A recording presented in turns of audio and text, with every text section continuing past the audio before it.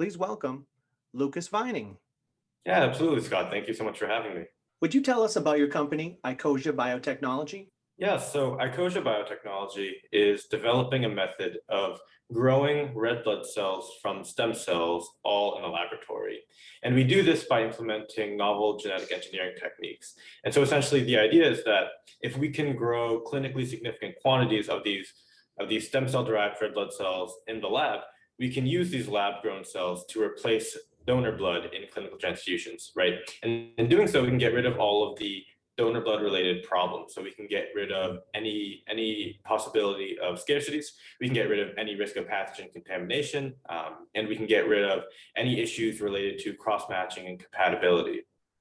And so, even in the United States, which has one of the most developed and one of the best blood supply chains in the world, we have some of these problems. But so then you're right, you can only imagine how the blood supply looks like in some countries that don't have these systems in place, a lot of developing nations, and honestly, even some developed nations. So for example, China has very severe blood shortages, and they actually, it's so bad that they have a black market for blood. It's really interesting.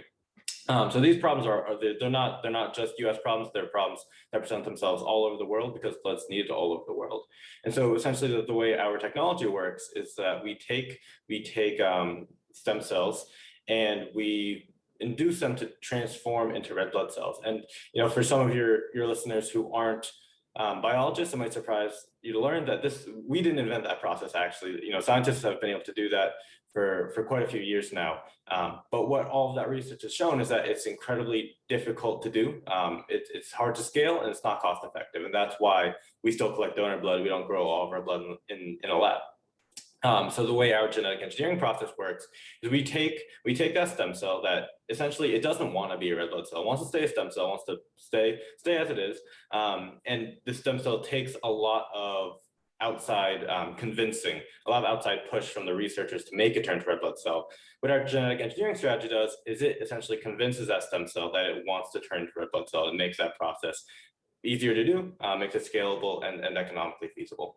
The title of the podcast here is All the Hats We Wear. So what are some of the other hats you wear as CEO? Yeah, so we're a very small company, at least with respect to other life sciences and pharmaceutical companies.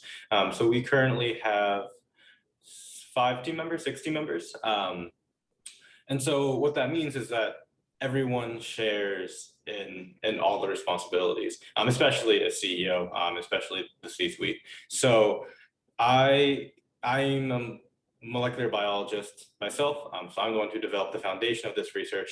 And at first, my entire day was developing research protocols. I never ended up doing any of the lab research myself, but I did do a lot of the coordination with our contract research organizations, and explaining our protocols to them, answering any questions they have. So very much in the weeds in the science. I lead more of our fundraising efforts. So, talking with investors, a lot of pitch competitions. Then also that includes writing grants. So a lot of academic grants for the federal government, and other private foundations. But those grants want to know a lot about science. So I still have to be aware of that. I get to do some things that, well, maybe some people consider them fun, but I think most people consider them less fun, right? So accounting, that sort of thing, maintaining financial health, team management.